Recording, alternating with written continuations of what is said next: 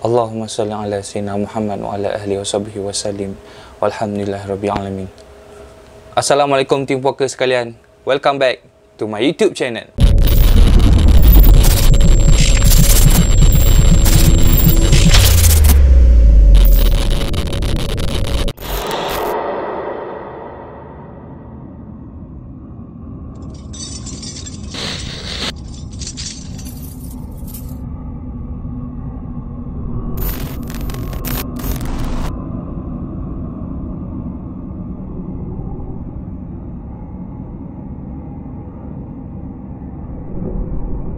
Bersepah jamban aku ni. Jamban tempat berak Jambang. Tapi aku pernah shave. Aku selalulah shave kan. Macam tu sebulan sekali aku shave. Kalau aku shave je, member aku cakap muka aku macam bontot bayi. Welcome tim puaka sekalian. Bagi yang baru join, jangan lupa like, jangan lupa subscribe, jangan lupa on notification button. And bagi korang yang nak share cerita aku dekat Instagram ke, dekat Facebook ke, dekat mana-mana website ke, korang boleh tag aku dekat aku Ikmal Hanif #tim puaka. Tapi first of all, aku memang nak ucap terima kasih banyak-banyak sebab korang still setia dengan aku, still datang nak dengar aku bercerita. Tapi malam ni aku ada cerita best untuk korang. Cerita ni orang cakap cerita unik lah. Jarang-jarang dengar cerita ni. Nak tahu cerita apa? Macam ni lah geng. Cerita sini, habis sini. So malam ni macam biasa geng. Malam ni aku nak come out dengan satu cerita seram. Cerita seram ni unik macam aku cakap tadi. Dia bukan unik macam mana, tapi dia lain pada yang lain sikit. Dan aku pasti cerita ni tak pernah diceritakan oleh mana-mana YouTuber kisah seram. Gila, bapak confidence. Dan cerita ni aku dapat daripada salah seorang tim puaka kita. Dia share cerita ni dekat IG aku. Cerita tentang dah raya yang ke-10, duduk lagi main bunga api, duduk lagi main mercun. Daripada kau bakar mercun, baik kau beli air sirap. Kenapa air sirap? Tak tahu lagi. Aku pun dengan bilik warna merah macam ni. Cakap pasal warna merah, aku tukar lampu kejap. Dah berubah kita ada dalam air sirap. Main mercun lagi. Nak marah kan anak orang? Santau kan anak orang juga. Macam aku cakap tadi, cerita ni memang unik. Unik sebab tak pernah diceritakan oleh YouTube lain. Nak tahu sebab apa dia unik? Sebab cerita ni berlaku dekat luar negara. Dekat mana? Dekat Perth, Australia. Cerita pasal Perth, Australia ni mesti cerita pasal Dracula kan? Bukan geng. Cerita Dracula, kalau Dracula tu datang Malaysia, dia fresh. Sebab apa? Sebab tak seram. Tapi cerita malam ni bertajuk Saka Nenek di Australia. Cerita macam drama malam raya.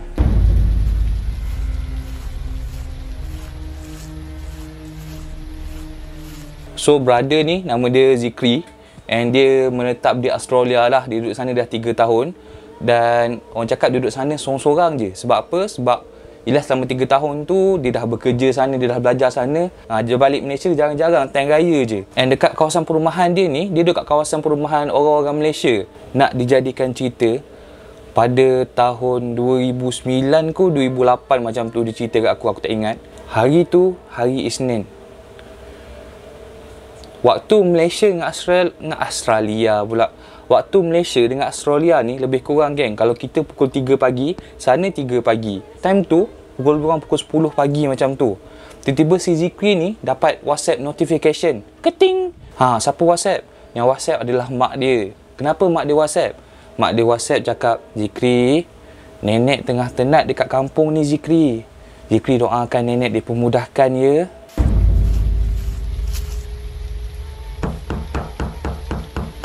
Zikri ni merupakan cucu tunggal. Merupakan cucu tunggal dalam keluarga. So, kalau nenek dia meninggal, dia rasa serba salah, rasa sedih lah. Sebab sebagai cucu tunggal, tiba-tiba tak dapat balik time nenek meninggal, rasa terkilan. Malam Isnin, malam tu, tiba-tiba mak dia call. Mak dia call dalam keadaan sedih-sedih. Mak dia cakap, hello Zikri. Caca sedih sikit lah. Hello Zikri. Zikri sihat ke? Zikri pun jawab dalam keadaan confident, keadaan orang cakap penuh karisma. Ya mak, waalaikumsalam. Zikri sihat dekat sini mak. Mak Saleh kan, biasalah. Orang Malaysia kalau pergi Australia, pergi Perth mana-mana, memang dia macam tu kan, cakap suara kena dalam. Ya mak, Zikri sihat je. Nenek macam mana sekarang mak? Dan mak dia balas, nenek tengah nazak Zikri. Ayah dengan mak dia ni kat rumah nenek. Kita orang ada 2 orang je. Adik-beradik lain semua tak dapat datang. Sedih ke main time tu geng. Mak dia call sambil nangis-nangis. Nenek tengah nazak. Tapi time tu yang dijadikan macam sedikit muskil lah.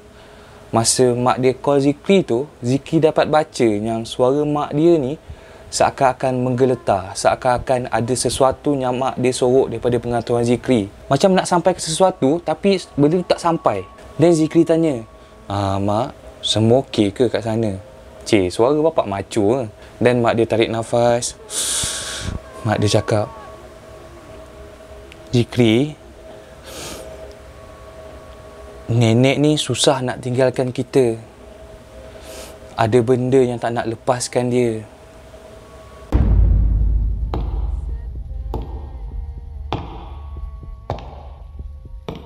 Time tu, Zikri dengar kerut-kerut geng leher dia.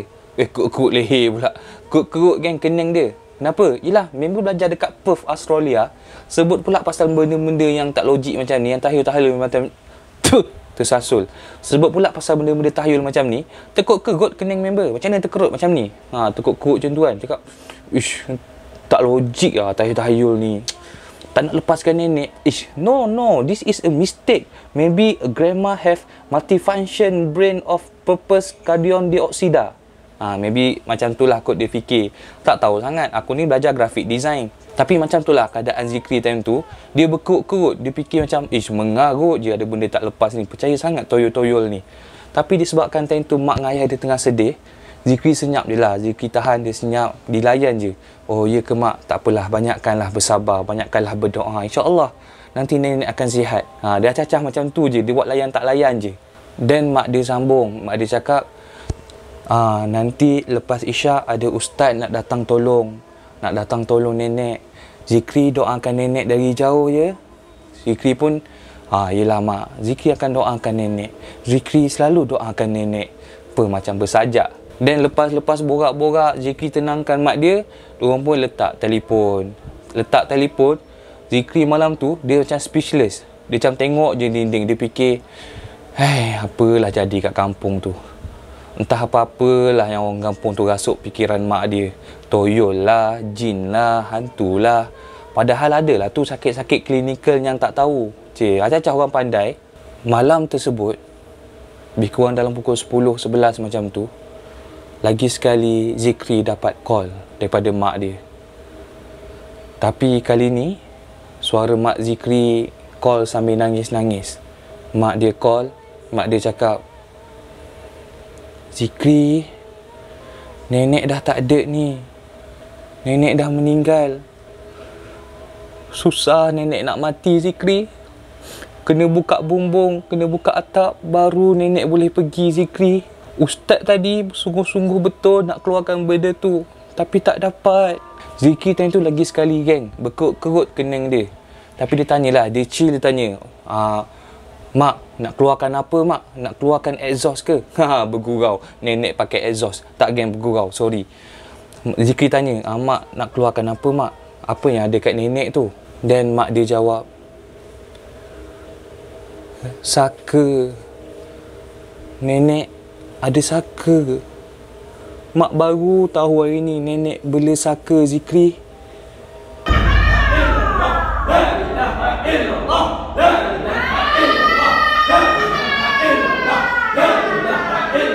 Dalam keadaan speechless, tak tahu nak buat apa. Memang orang cakap time tu senyap sunyi lah keadaan. Mak dia senyap, Zikri senyap. Then after a few minutes, asal tiba-tiba aku nak speaking ni. Tapi after a few minutes lah, lepas beberapa minit, dia pun letak telefon. Zikri duduk je. Dia tengok je dinding. Sambil mengeluh, sambil fikir.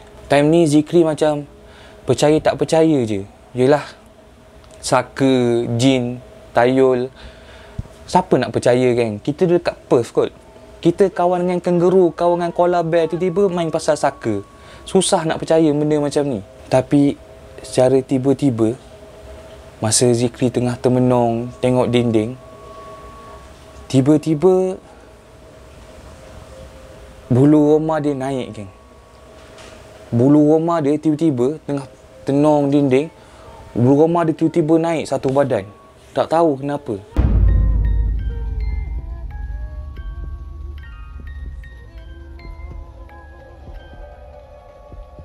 Dan dia hiraukan. Dia cakap, ish, benda apa ni? Apa naik bulu roma ni? Aku tak percaya hantu-hantu ni. Dia menidakkan benda tu. So dia buat apa? Dia bangun, dia kemas-kemas ruang tamu, dia kemas-kemas meja makan, dia nak masuk bilik, dia nak tidur. Rumah Zikri ni geng, dia kecil je. Rumah murah dekat Perth, kecil je. Satu rumah, ada ruang tamu, ada tempat masak macam dapur kecil, ada toilet, ada bilik sebiji, ada... itu je lah. Memang kecil betul geng. Memang orang cakap rumah murah lah. Dan lepas rasa mengemang tu, Zikri terus masuk bilik. Dia kunci pintu. Lepas dia kunci pintu, dia terus baring geng. Baring. Tiba-tiba dia tertidur. Cik, nak cakap tidur pun seram ke main ada tiba-tiba. Pukul 3 pagi. Tengah si Zikri ni sedap di lamun mimpi yang indah. Tiba-tiba, ding dong. Ada orang picit loceng rumah Zikri.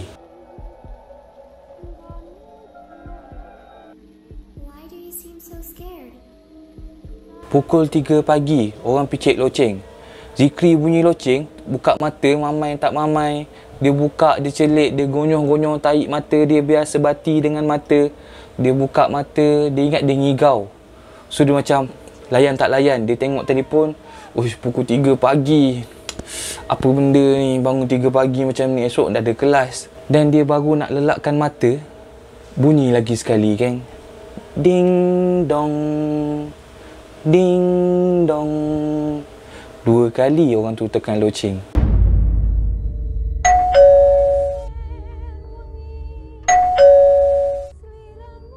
Member dalam keadaan mamai terus bangun. Bangun duduk atas katil, tengok kiri kanan, bilik gelap. So dia pun bangun, turun daripada katil, dia buka lampu bilik. So dia pun keluar dekat ruang tamu. Jalan dekat ruang tamu.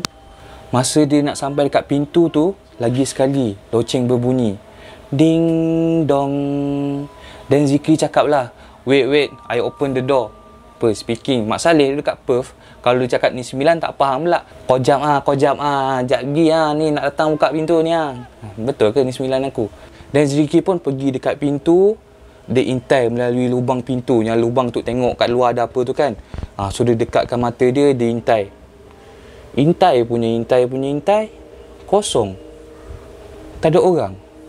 Dan dia fikir, ni mak rempit Australia lah ni, nak kacau rumah aku ni. Tak ada kerja lain. So dia pusing badan dia nak masuk bilik. Masa dia pusingkan badan dia, lagi sekali bunyi. Ding dong, ding dong.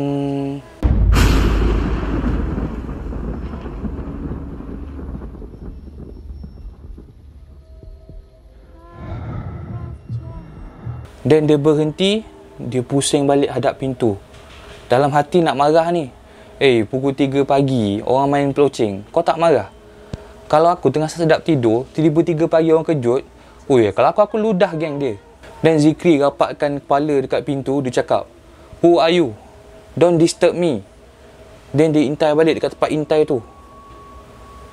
Kosong. Tak ada orang. Yang nampak hanya jalan yang gelap.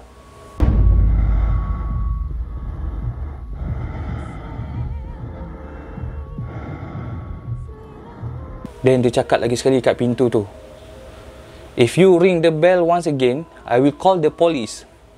Sorry geng, kalau bahasa Inggeris aku bunyi Kelantan. Biasalah geng, aku ni belajar lama sangat dekat Kelantan. Kalau aku speaking English, bunyi budu. Dan lepas Zikri cakap macam tu, tiba-tiba suasana senyap sebentar. Senyap sekejap. Dan Zikri ingat, maybe mak rempit Australia ni dah takut. So dia pusing badan dia ke belakang nak menuju ke bilik. Dan masa dia pusingkan badan dia nak jalan ke arah bilik, tiba-tiba ada satu bunyi suara. Suara tersebut seakan berbisik, tapi bisikan tu amat jelas sampaikan kita boleh faham apa yang dia cuba cakapkan.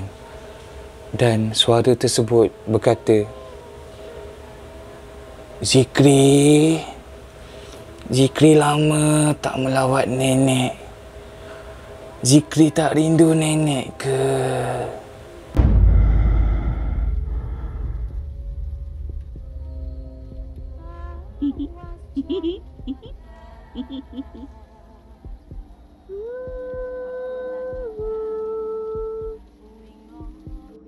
Member tercengang, babe. Member tenganga, babe. Tercengang, tercangkung. Semua terlah. Bulu roma terus naik, geng. Terus naik bulu roma. Dalam kepala dia, memang cakap, "Ish, ni suara nenek aku ni. Macam mana nenek aku sampai sini? Takkan dia naik flight pagi tadi datang sini?" Tapi nenek aku dah meninggal. Dan sambil dia fikir tu, dia teringat, "Ish, takkan saka nenek aku. Saka nenek aku terbang sampai Australia. Tak logik ni dia naik flight apa ni?" Lepas Zikri dengar suara tu, dia tercengang macam aku cakap tadi. Macam-macam benda dia fikir. Bunyi suara apa tu, dia mamai ke, benda tu, tak logik lah. Sebab apa? Sebab Zikri memang tak percaya benda tu. Dan slowly, perlahan-lahan, Zikri pusingkan badan dia ke belakang.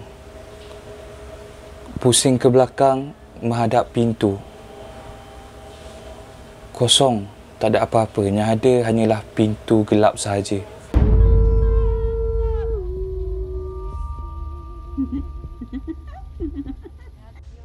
Dan sambil pandang ke pintu, dengan jantung berdegup laju, duk-dak, perlahan-lahan dia jalan ke belakang. Dia jalan reverse, geng. Dia jalan sambil pandang je ke arah pintu tu. Dia jalan menuju ke arah bilik. Dan bila sampai depan pintu bilik, dia pusing. Dia nak tengok ke dalam bilik. Di dalam sebuah bilik yang cerah, ada satu katil king. Dan di atas katil tersebut ada sekujur tubuh. Zikri nampak betul-betul atas katil dia tadi, katil king dia, ada sekujur tubuh. Seketul tubuh tengah baring atas katil. Rambut dia mengebang warna putih. Muka dia pucat. Mata dia pejam. Dan dia pakai baju lama. Kalau tengok baju kurung yang lama bunga-bunga tu. Dan kain batik. Dan Zikri dapat nampak betul-betul wajah perempuan tuanya baring atas katil tersebut. Dalam hati terus terdetik, nenek.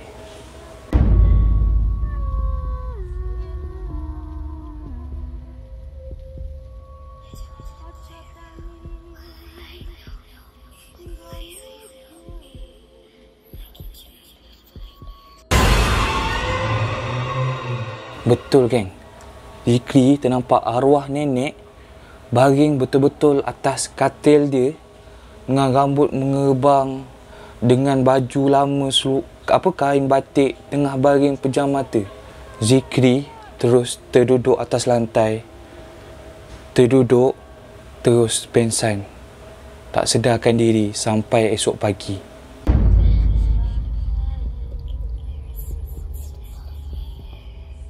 Come to me, the man in the dark said, or else you won't see the sunset. I did. Penakut rupanya member ni. Kemain tadi cakap nenek dia mati sebab apa? Esophagus malfunction transformer Autobot. Tiba-tiba pengsan bila nenek muncul depan muka. Penakut rupanya. Dah habis ke bang? Bukan, tak habis lagi. Itu baru mukadimah. Ada lagi aku cakap penghujung dia. Penghujung dia, Zikri tiba-tiba bangun pada pukul 10 pagi. Dia bangun tu pun sebab alarm telefon dia berbunyi. Titit-titit, titit-titit, titit-titit. Dan yang paling orang cakap, paling misteri lah, Zikri ni dia terbangun dalam keadaan terkejut. Bunyi telefon, cuak. Yelah, kau pengsan, tiba sedar, cuak. Dia terus tengok telefon dia 10 pagi. Dan yang paling tak masuk akal, dia sedar-sedar di atas katil, geng. Terbaring elok macam mana dia tidur semalam. Dan dia terus fikir, ya Allah, mimpi rupanya. Seram ni mimpi semalam. Macam betul-betul. Dalam hati dia lega, geng. Dia lega sebab mimpi. So dia pun siap-siap nak pergi kelas pukul 12. So dia pergi mandi, dia nak settlekan diri dia lah. Masa dia nak masuk shower, tempat mandi dekat toilet rumah dia, dia ada perasan sesuatu. Perasan apa? Dia perasan masa dia nak buka air shower tu, dia perasan dekat tempat saluran air ada gumpalan rambut panjang dan kering.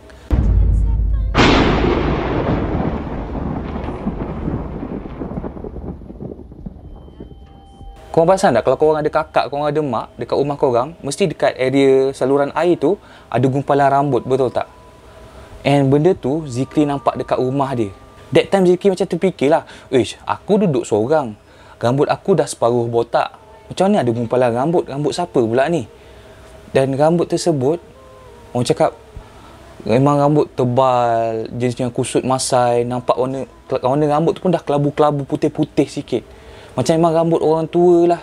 Tapi time tu Zikri tak fikir apa. Dia cakap, mengarut lah semua ni. Ni maybe saluran tersumbat, dia naik ke atas ni. Dia fikir macam tu. So dia pun, dia tolak lah benda tu masuk dalam saluran air balik. Dan dia mandi. Dia settle mandi, dia nak make up muka dia. Dia dalam bilik, ada satu meja, ada cermin. So dia duduk sambil dia nak betulkan rambut, dia nak pakai bedak apa semua. Dan masa dia tengah sikat rambut, tengah blow dryer, tengah betulkan kening, bagi sama line, tiba-tiba masa dia tengah fokus dekat muka sendiri, Zikri ternampak seakan ada satu bayang-bayang hitam melintasi belakang dia.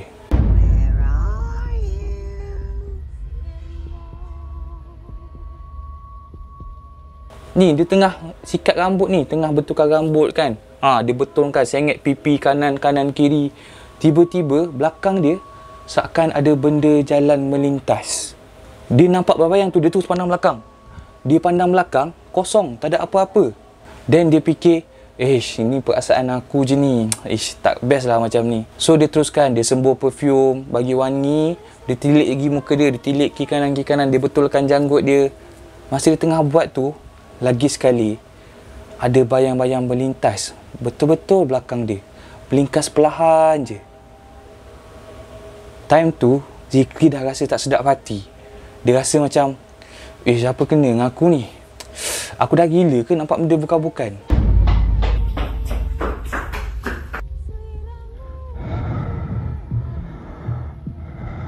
Bulu roma dia time tu dah naik habis, geng.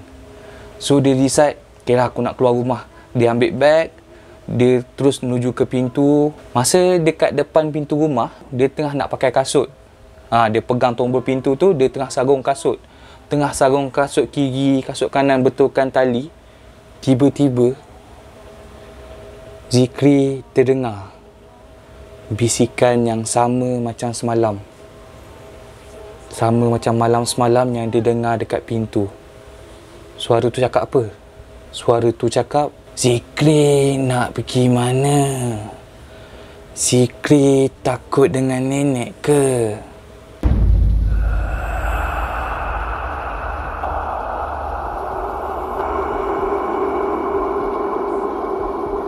Zikri dengar suara tu, dia tak fikir panjang, geng. Dia kunci pintu rumah, dia terus jalan ke belakang. Dia pandang rumah dia. Dan sebelah pintu ada tingkap. Tingkap yang langsir dia terbuka, yang kita boleh nampak lah dalam tu ada apa. Dan masa Zikri ke belakang, dia pandang rumah dia, tiba-tiba daripada tingkap tepi pintu tu, dekat tengah-tengah ruang tamu, dia nampak nenek tengah berdiri tersenyum sambil lambai.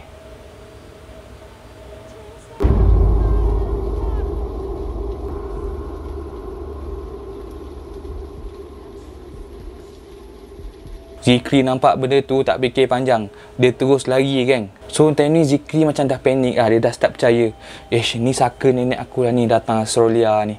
Tak sejuk ke dia datang time-time macam ni? So dia pun decide, tak apalah, nak pergi masjid. Dekat masjid tu mesti ada orang yang pandai. Dan betul, dia pergi masjid, adalah beberapa orang Melayu yang pandai mengubat. So cerita panjang diubatkan semua, rumah Zikri, ubatkan Zikri, settle lah dalam masa seminggu semua. Dan saka tu pun dapat tangkap. Tapi saka ni dia kena buang dekat mana asal dia. Contoh dia asal dia Malaysia, kena buang dekat Malaysia. Tak boleh sesuka hati ada kat Australia sebab tak ada pasport. Ni betul. Benda macam ni pun boleh bawa gaduh kan. Sebab dia macam alam jin.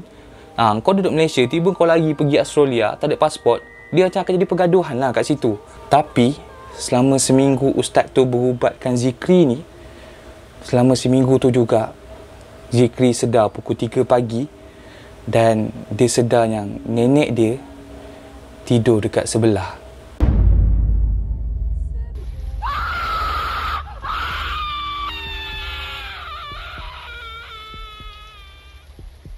That's all for tonight. Thank you guys sebab listening. Thank you sebab mendengar. Jangan lupa like, jangan lupa share, jangan lupa on notification button. Standby untuk next story, story puaka. So that's all cerita pendek daripada aku. Tak tahulah pendek ke panjang, tapi that's all from me. Jangan biarkan hidup anda menjadi story puaka. Bye.